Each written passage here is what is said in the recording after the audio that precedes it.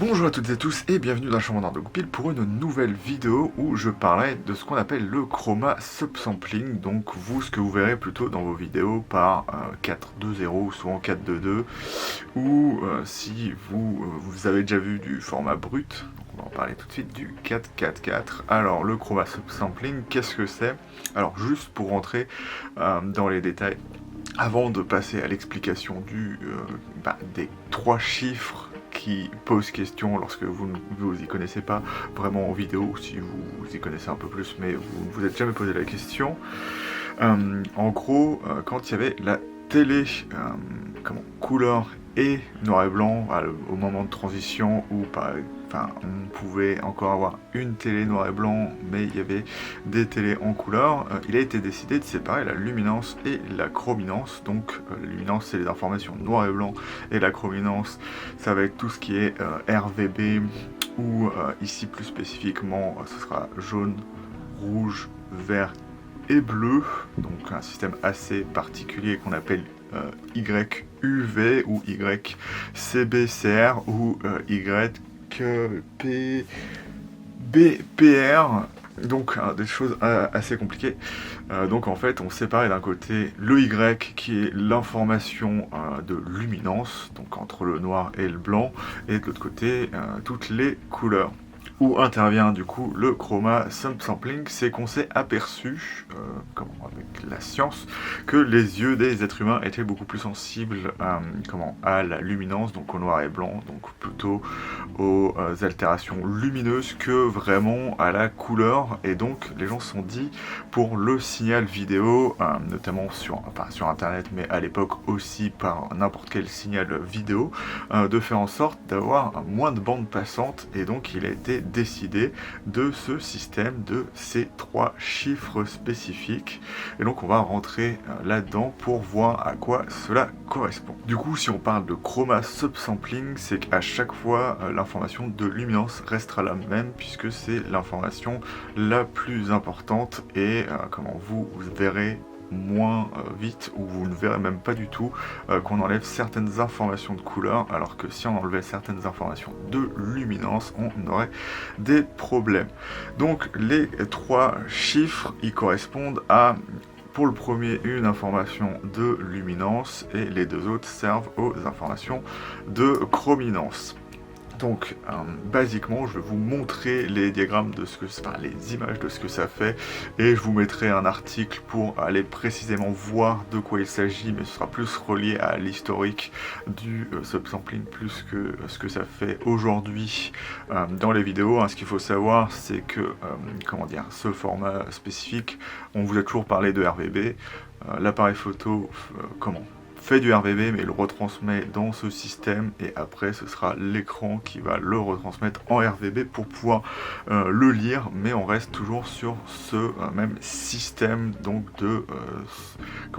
de luminance séparée de la couleur. Basiquement, l'échantillonnage il est réparti sur 8 pixels, donc une rangée de 4 et une rangée de 4 aussi, donc 2 x 4 qui font 8. Alors la luminance, on parle de 4 parce que à chaque rangée on aura 4 informations de luminance, mais si on parle de 2 informations de couleur, c'est que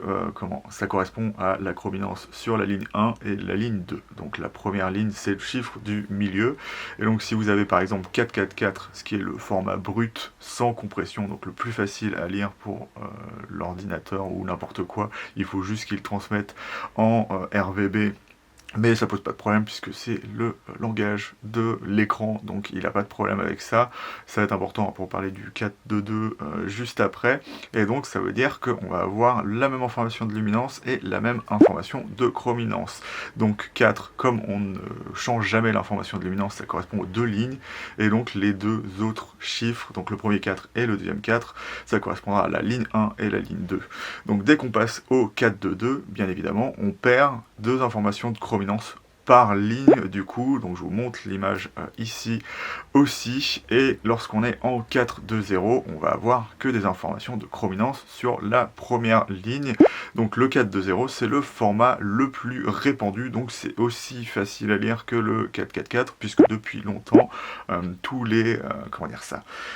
tous les logiciels et les lecteurs sont habitués à lire du 4.2.0 parce que tout ce qui est jeux vidéo, DVD, Blu-ray, enfin basiquement tout ce que vous allez lire même sur internet sera en 4.2.0 et donc l'information est peut-être moins importante que sur du 4.2.2 ou du 4.4.4 mais l'œil ne voit pas vraiment la différence. Il peut y avoir quelques artefacts de compression par-ci par-là mais c'est vraiment mineur. Si je parle du 4.2.2 en dernier, c'est que c'est un format qui est réservé à la base aux professionnels, donc c'est celui des trois qui,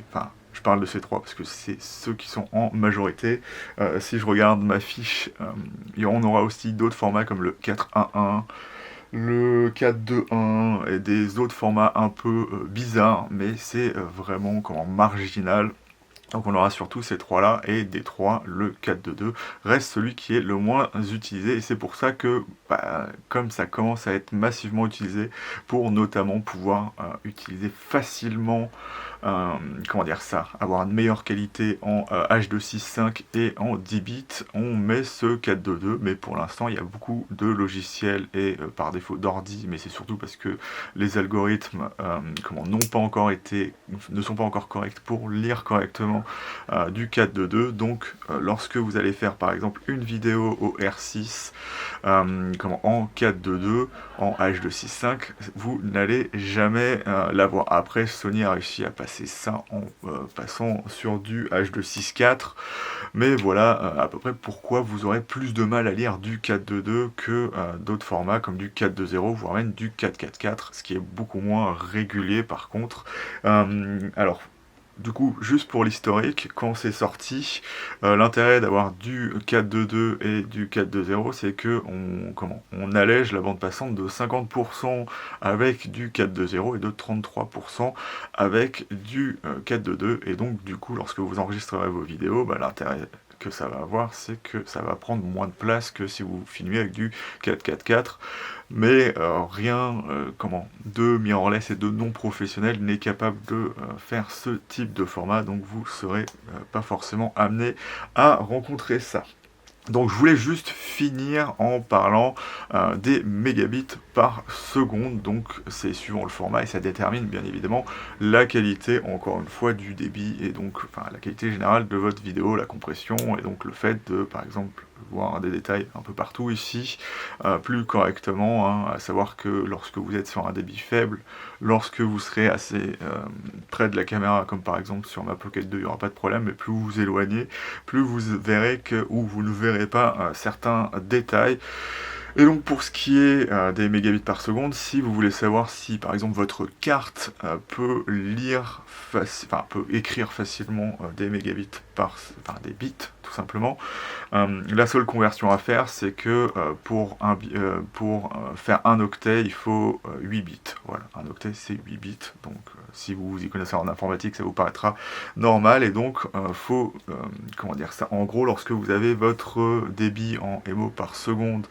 sur votre carte, il faut la multiplier par 8 pour avoir ce que ça peut supporter en termes de mégabits par seconde.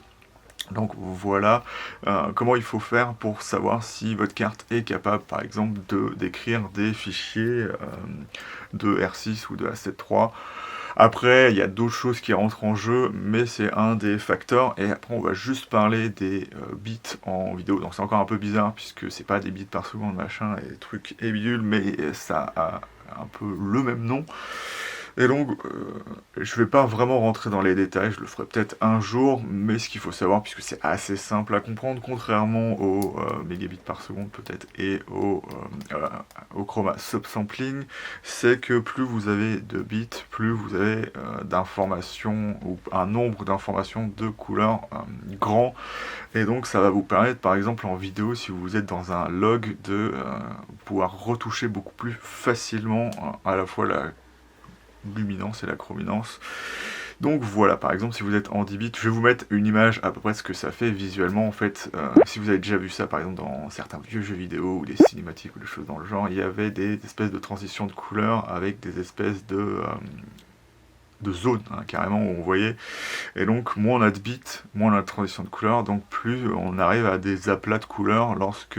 comme on a une trop forte compression. Et à l'opposé, plus on part sur 14-16 bits, ce que peuvent donner par exemple des TIFF ou des RAW 14 bits, plus on arrive sur des images qui vont être faciles à travailler, puisqu'il y aura tous les entre-deux de couleurs, et donc vous aurez aucun problème ou moins de problèmes à retoucher tout ça. Donc voilà, c'était un peu tout pour cette vidéo. Donc j'espère que j'ai été clair. Donc si vous avez aimé cette vidéo, n'hésitez pas à mettre un like. Si vous avez des informations plus à délivrer aux gens, laissez ça en commentaire. Si vous n'aimez pas la vidéo, dites pourquoi. Ça reste toujours mieux parce que on n'est pas obligé d'aimer, mais c'est quand même mieux d'indiquer pourquoi. Et donc, n'hésitez pas à vous abonner non plus, hein, ça me fera plaisir. Et donc je vais vous dire salut et à bientôt dans la chambre noire de Goupil.